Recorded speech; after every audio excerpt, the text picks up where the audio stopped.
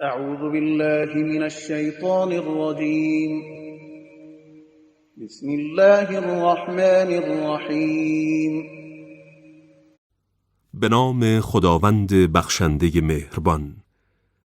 الحمد لله رب العالمین. سپاس و ستایش از آن خداست که مالک و صاحب اختیار جهانیان است. الرحمن الرحیم. که بخشنده مهربان است. مالک یوم الدین.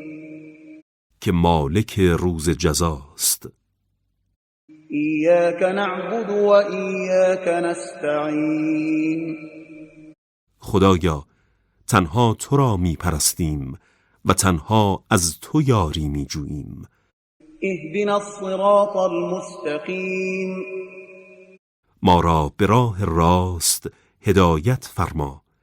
صراط الذين أنعمت عليهم غير المغضوب عليهم ولا الضالين.